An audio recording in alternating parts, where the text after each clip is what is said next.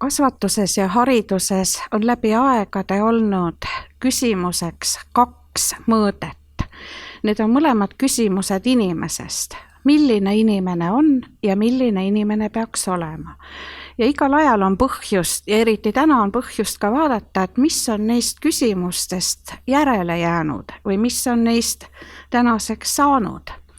Ja siit peab vaatama, kui mõelda, mis toimub koolis, siis need küsimused on kandnud enesest duaalset ehk 2 lähenemist.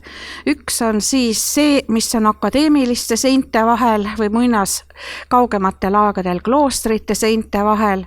See on idee inimese täiustumisest, inimlikkusest, tema moraalist ja seal on siis esiplaanil küsimus inimkäsitustest, milline inimene on ja sealt tuletub ka, milline peaks ta olema.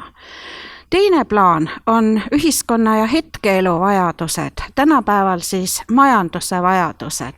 See realiseerub koolis ehk millist inimest vajab ühiskond, millist inimest vajab tööjõuturg. Küsimus inimesest ehk inimkäsitustest on ka meie päevil olnud küllaltki kõneks, aga mitte Eestis ja mitte sellel sajandil. Siin ühest Soome teaduse Juha Pirtuli raamatust väike pildistus mõnedest inimkäsitustest. Ja need siis oleksid järgmised nagu... Inimkäsitluse kohta võib öelda, et ta toimib meis igaühe sees, ta suunab meie elu, suunab meie olemist ja enamus inimesi ei suuda neid teadvustada ega välja öelda. Ja erinevate mõttetraditsioonide alusel võib siis eristada kõigepealt seda, kas inimest peetakse sünnipäraselt heaks, siis on kõneks humanistlik inimkäsitlus.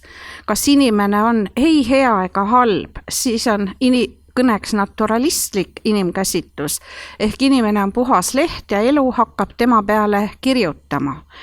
Kas inimene on päris patuga sündinud, ent siiski Jumala armu pälviv, küsimuseks kristlik inimkäsitlus. Kas inimesel on olemus, sellisel juhul räägime essentsialistlikust inimkäsitlusest. Inimene kui kultuuri, märgilist tegelikkust ja sotsiaalset tegelikkust loov olend ja küsimuseks siis on kultuuriline inimkäsitlus. Või inimene on vaba ja siia ilma heidetud, ta on sunnitud asetuma suhetesse kõigega, millega ta kohtub ja teostama oma vabadust. Nii on küsimuseks eksistentsialistlik inimkäsitlus. Aga kui nüüd tulla tagasi, mis neist inimkäsitlustest siin saanud on, siis sellega kohtume me haridusstrateegia 2035 lehekülgedel näiteks. Ja seal on jäänud alles see mõõde, see küsimuse asetus, et milline peaks inimene olema, millist inimest näha tahetakse. Ja siin tuleb meil tulla ka praegu domineeriva inimkäsitluse juurde ja see on mehaaniline inimkäsitlus. Selle lõi industriaalne maailm ja selle peegeldus on industriaalsetel reeglitel toimiv kool. Inimesed on masinad, nad on kõvakettad, nad on ajufunktsioonid, inimese tegevus on suunatav, ennustatav, inimeses eneses toimivad mehhanismid, psühholoogia räägib ju mehhanismidest ja vormimise tulemusest saame toorainest soovitud toote, ehk inimene on tehtav. See väljendub ka ju meie kõnepruugist. Töö on tellija materjalist, inimene on loom, õpib aju, aga ei õpi inimene ja kooli lõpetaja on kooli toode. Ja siit siis ka püha vaimustus robootika ja tehnoloogia vastu ehk digihurm, nii nagu üks Soome professor on öelnud. Ja vaikimine sellest, kes see inimene on. Ning kõnest on välja jäänud ka pahede kataloog, mis tegelikkuses on kujundanud loodusest selle, milline see loodus praegu on oma kriisides ja ka milline inimene on oma kriisides.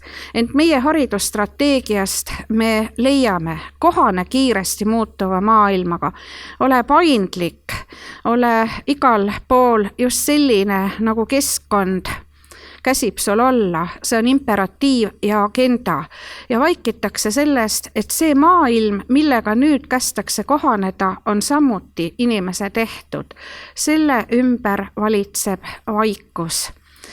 Ja siit siis ka toimib edasi jõuline maailma ja ka inimese muutmine ette antud väga kaunite, ilusate võtmekvalifikatsioonide sõnastuses.